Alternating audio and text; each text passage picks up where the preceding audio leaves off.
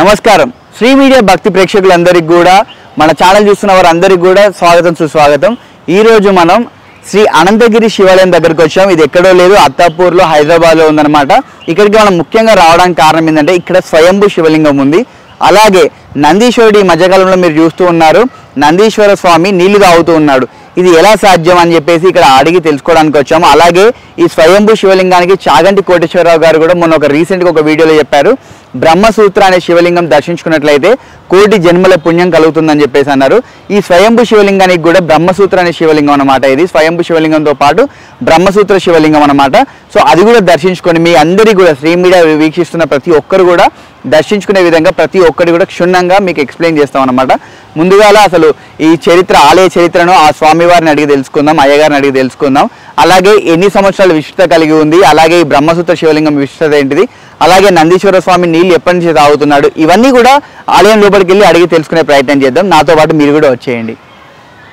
So మొత్తానికి అయితే మనం లోపలికి వచ్చేసాము, చిన్నంతగిరి గర్భగుడి దగ్గరికి వచ్చాము, స్వామివారి దర్శనానికి వచ్చాము। ఇప్పుడు మన వెంకటేశ్వర శర్మ గారు ఈ గుడి ప్రత్యేకత గురించి మనకు వివరిస్తారు। నమస్కారం స్వామి। నమస్తేనండి।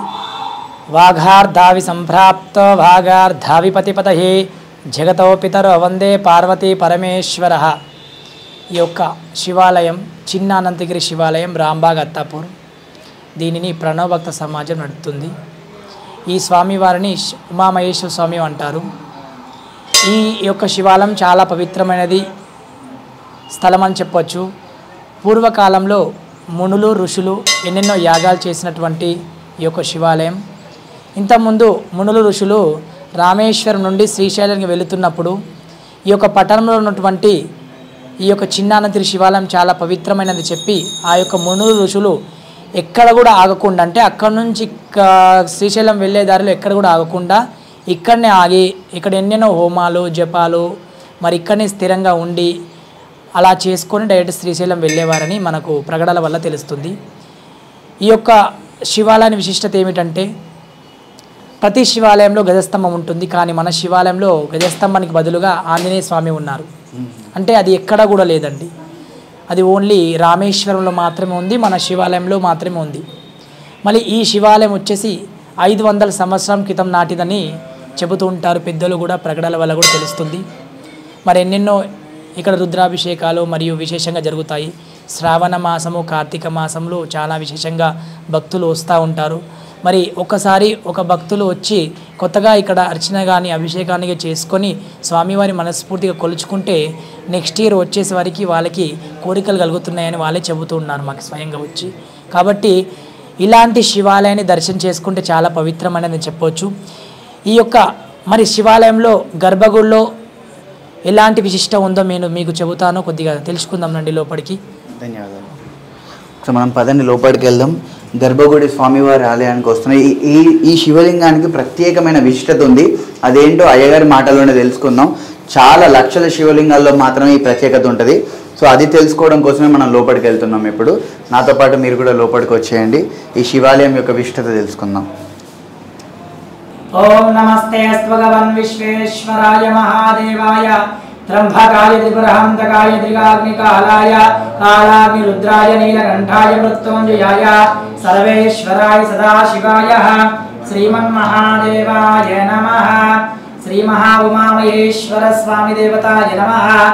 ఓం శంభవే చ మయుభవే చ నమః శంకరాయ చ మహేశ్వరాయ చ నమః శివాయ చ శివతరాయ చ నమస్తేధ్యాయ చ గోధ్యాయ చ వాధ్యాయ చ వాధ్యాయ చ ప్రథమాయ చతురాయ తలాధ్యాయ శుష్పాయ చ పేన్యాయ చిస్తాయ చ ప్రభవ్యాయ చ శ్రీ మహామహేశ్వర స్వామి దేవతాభ్యో నమో నమః।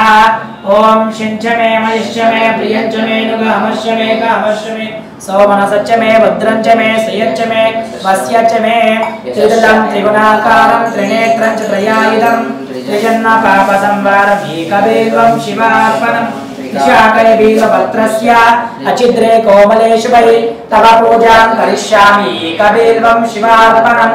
యోపాన్ పుష్పం వేద పుష్పాం ప్రజావాన్ పశుమాన్ భవతే చంద్రమామాపం పుష్పం పుష్పాన్ ప్రజావాన్ పశుమాన్ భవతే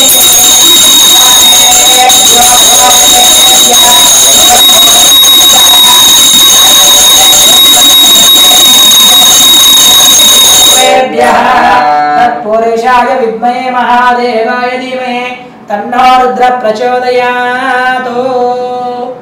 స్వామి మా కోసం టైం కేటాయించి మరి మాకు ఈ అదృష్టాన్ని కల్పించారు మీరు, దానికి ధన్యవాదాలు శ్రీ మీడియా తరపున. మా క్వశ్చన్ ఏంటిదంటే, నేను రీసెంట్గానే చాగంటి కోటేశ్వరరావు గారిది ప్రవచనం చూశాను. ఆయన చెప్పింది ఏంటంటే, కోటి శివలింగాలు దర్శించుకున్న అదృష్టం ఒక బ్రహ్మసూత్రం ఉన్న శివలింగాన్ని దర్శించుకుంటే సమానం అని చెప్పేసి అన్నారు. బ్రహ్మసూత్ర శివలింగం మన శివలింగం బ్రహ్మసూత్ర శివలింగమేనా? బ్రహ్మసూత్ర శివలింగం వల్ల ప్రత్యేకత ఏంటి అసలు? తప్పకుండా అండి. ఇది కూడా ఈ శివాలయం చాలా పురాతనమైన చెప్పినాను ఇంతకుముందు. ఇది 500 సంవత్సరాల క్రితం నాటిది.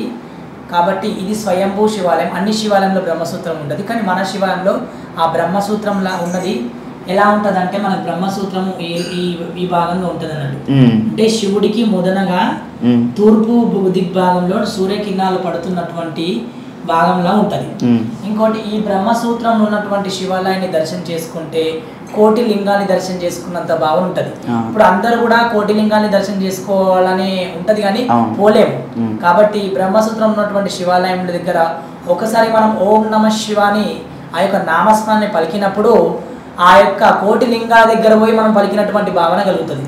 కాబట్టి ఈ బ్రహ్మసూత్రంలో ఉన్నటువంటి శివాలయాన్ని దర్శనం చేసుకుంటే ఎన్నెన్నో పుణ్యాలు కలుగుతాయని మనకు ఆ యొక్క ఇంతకుముందు మాకు తెలుసు, కానీ ఇప్పుడు అందరికి ఎలా తెలుస్తుందని చాగంటి కోటేశ్వరరావు చెప్పడం వల్ల తెలుస్తుంది.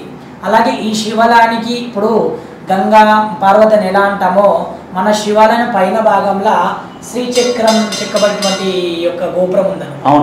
ఇది మీకు బయట నుంచి కూడా కనబడుతుంది, ఇట్లా కూడా కనబడుతుంది. అంటే గంగా పార్వతి లాగా మనకు అమ్మవారి యొక్క యోగ్యత కలుగుతుంటది. అట్లా శ్రీచక్రంతో చేసినటువంటి గోపురాన్ని కూడా మనం దర్శనం చేసుకోవచ్చు. అన్ని గుడిలలో ఇలాంటిది ఉంటదండి. ఇక్కడ ప్రత్యేకంగా అంటే ఇలాంటిది ఉంది. ఇది ఇప్పుడు చేసిన కాలం లాంటిది, ఇది పురాణ కాలంలో ఉన్నటువంటిది. ఇది స్వయంభూ లింగం అంటారు. కాబట్టి ఈ ఎలాంటి శివాలయాన్ని దర్శనం చేసుకుని ఎన్నెన్నో కోరికలు కలుగుతాయని భక్తులు కూడా మాకు చెబుతూ ఉంటారు. మాకు ఈ సంవత్సరం వచ్చినాము, మేము ఒక కోరిక కొడుకున్నాం పంతులు గారు, మాకు ఈ సంవత్సరం ఈ సంవత్సరం దాకా అంటే అయిపోయింది, మేము మళ్ళీ వచ్చి అభిషేకం చేసుకుంటున్నామని వాళ్ళు చెబుతూ ఉంటారు. అలాగే ఈ శివాలయం ప్రత్యేకత ఏంటంటే, ప్రతి శివాలయంలో మనకు గజస్తంభం ఉంటుంది, కానీ ఈ శివాలయంలో గజస్తంభం లేదు. గజస్తంభానికి బదులుగా ఆంజనేయ స్వామి వారు ఉన్నారు. ఆంజనేయ స్వామి ఎక్కడ ఉండరండి, ఓన్లీ రామేశ్వరంలో మాత్రమే ఉన్నారు. అంటే ఇక్కడ శివాలయాన్ని దర్శనం చేసుకుంటే మన రామేశ్వరాన్ని దర్శనం చేసుకున్నటువంటి భావన కూడా ఉంటుంది. కాబట్టి బ్రహ్మసూత్రంలో ఉన్నటువంటి శివాలయాన్ని దర్శనం ఓం నమ శివాన్ని మనం ఇక్కడ ఒకసారి నామస్మరణ చేసుకుంటే కోటి నమస్మరణ చేసినట్టు కూడా బాణం ఉంటుందని మనం చెప్పుకోవచ్చు. స్వామి మీరు అన్నట్టుగానే ప్రతి శివాలయంలో కూడా చూసినట్లయితే మనకు ఎదురుగా ధ్వజస్తంభం అనేది కనిపిస్తూ ఉంటుంది, కానీ ఇక్కడ శివాలయంలో మాత్రం ఆంజనేయ స్వామి విగ్రహం ఉండడం జరిగింది. దీని వెనుకల ప్రత్యేకత ఏంటి అసలు?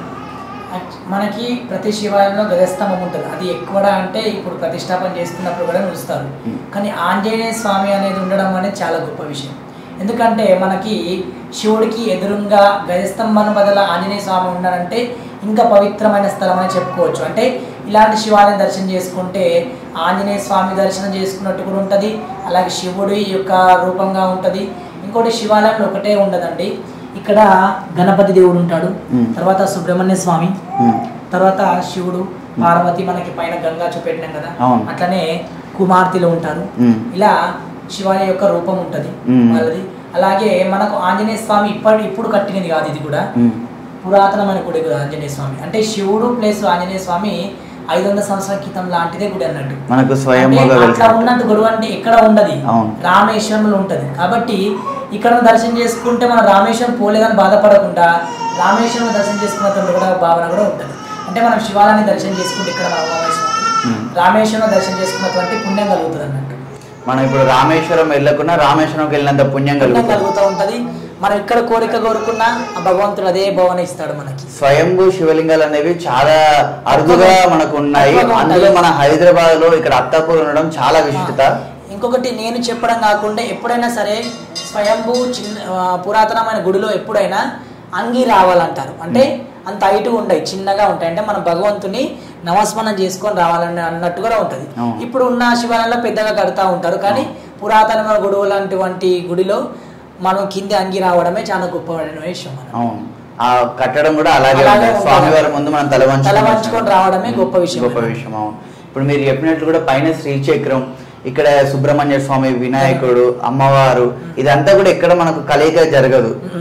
స్వయంభూ లింగం కాబట్టి అప్పుడు ఋషులు వాళ్ళంతా కలిసి ఒక రకంగా చెప్పాలి ఒక డిజైన్ టైప్ తయారు చేసి ప్రతి ఒక్కరికి అందుబాటులో ఉండేటట్టు చేశారు. ఇది ఇప్పుడు మనం చేసింది కాదు, ఎవరో చేసింది కాదు. మునులు ఋషులు ఇక్కడ తపస్సు చేసి ఎన్నో యాగాలు చేసుకొని పవిత్రమైన స్థలము పట్టణం అని చెప్పి వాళ్ళు చేసినటువంటి పుణ్య ఫలితమే మనం ఇప్పుడు ఈ ఫలితాన్ని మనము అనుభవిస్తున్నాం అన్నట్టు. అదే ఇప్పుడు ఈ స్థల విశిష్టత తెలుసుకొని కూడా మాకు చాలా సంతోషం అనిపించింది. అలాగే ఇక్కడ నందీశ్వర స్వామి గురించి కూడా ఈ మధ్యలో చాలా వీడియోలు వస్తున్నాయి. మొన్న అంటే ఇప్పుడు ఒక 15 రోజుల క్రితం నాటికి నందీశ్వర స్వామి నీళ్ళు తాగిండు. అంటే ఇప్పుడు ఈ విషయం చెబితే ఎవరు నమ్మరు, ఫస్ట్ నేనే నమ్మలేను. అయితే నాకు ఒక వీడియో వచ్చింది, ఆ వీడియో వస్తే నేను నమ్మలే, కానీ నాకు లైవ్ లో చూపెట్టినారు. ఇది ఎక్కడ మహారాష్ట్రలో జరిగిన విషయం.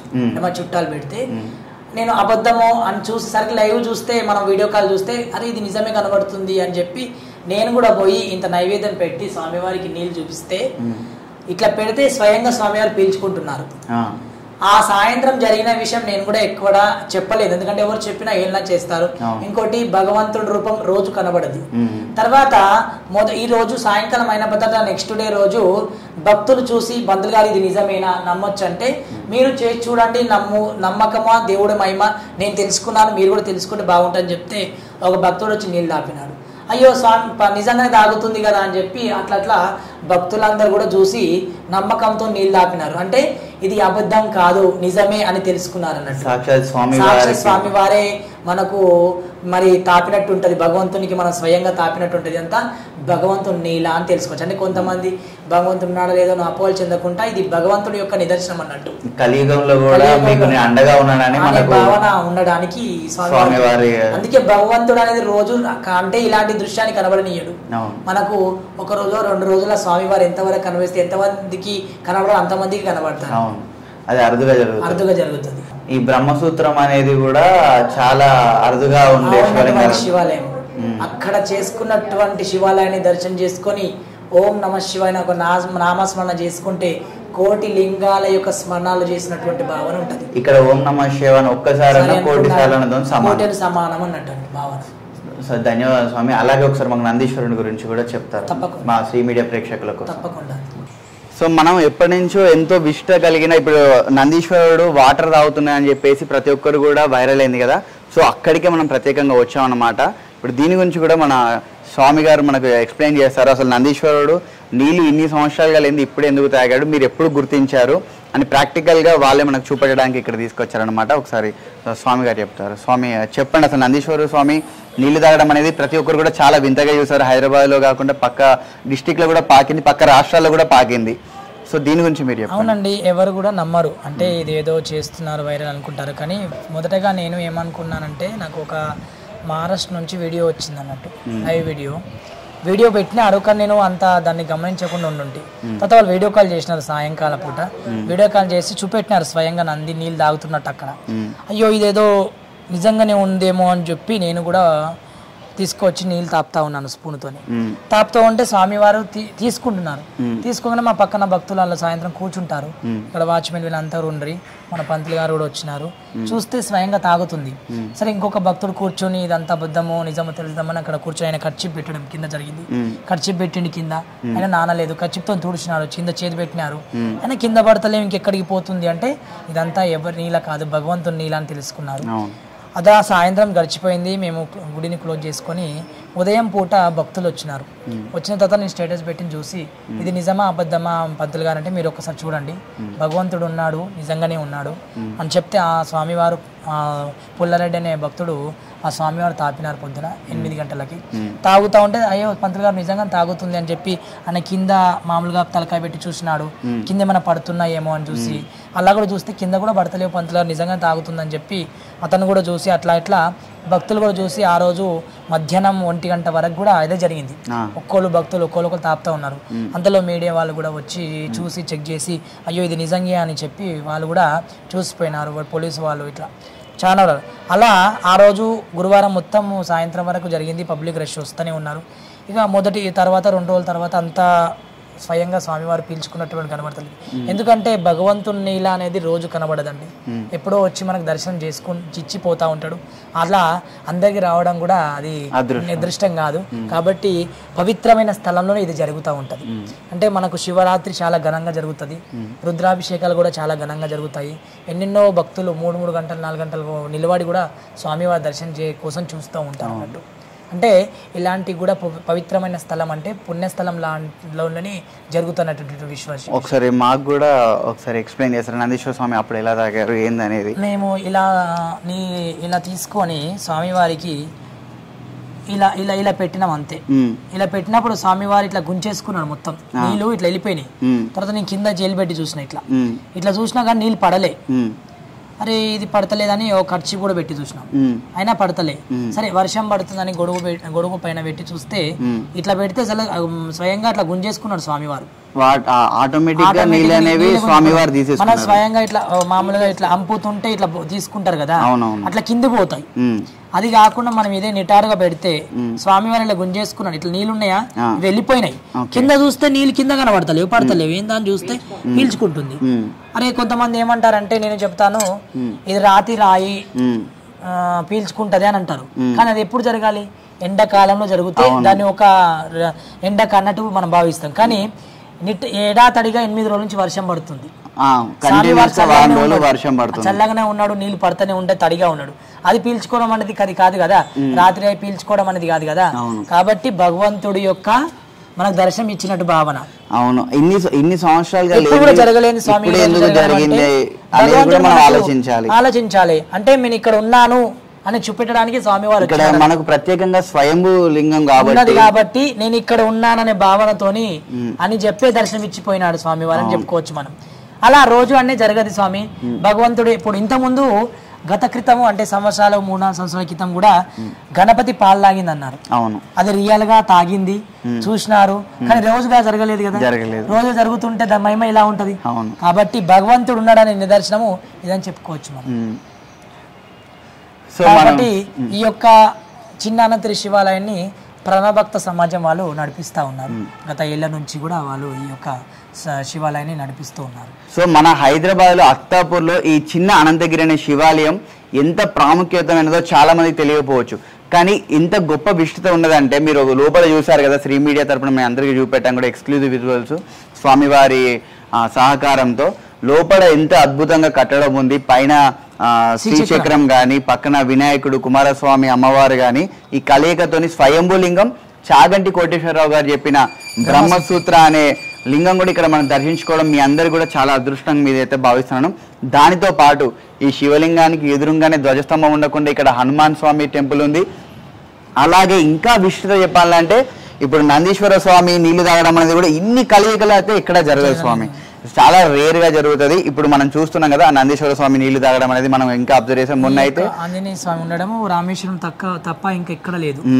ఇలా ఆంజనేయ స్వామి శివాలయం ఎదురుగా ఉండడం రామేశ్వరం తప్ప ఇంకెక్కడా లేదని చెప్పేసి కూడా స్వామివారు చెప్తున్నారు. అలాగే ఈ శివాలయంలో ఒక్కసారి ఓం నమ శివాయ అంటే 1,000,000 సార్లు అన్నంత పుణ్యం దర్శనం చేసుకున్నటువంటి భావన ఉంటది. ఆ 1,000,000 లింగాల మన శబ్దం అక్కడ వినబడతా ఉంటది.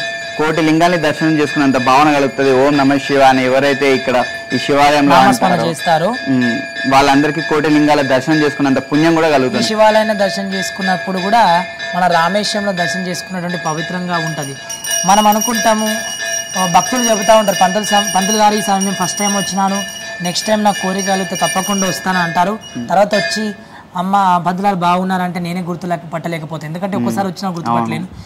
చెప్పుడు ఎప్పుడు వచ్చినారమ్మంటే పంతులా నేను ఇది అనుకున్నాను, నాకు కలిగినది, అందుకే ఇప్పుడు వచ్చినాను స్వామివారు నిజంగానే నాకు చాలా అనుకున్న కోరిక నెరవేర్చింది. ఎంతో మంది భక్తులు ఇక్కడికి వచ్చి వాళ్ళ కోరిక నెరవేర్చుకున్నారు కాబట్టి ఇంకా ఇంకా వస్తూనే ఉన్నారు.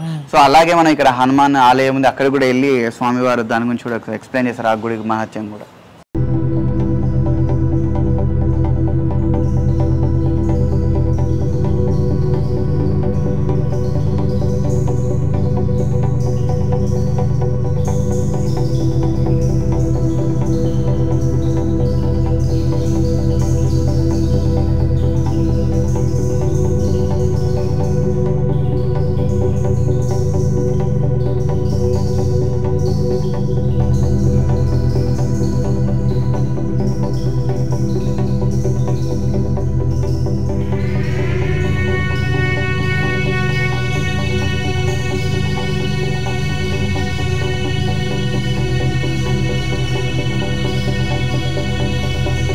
సో చూస్తున్నారు కదా, ఒక భక్తురాలు ఆ నందీశ్వరుడికి అయితే నీళ్లు తాగడం జరుగుతుంది.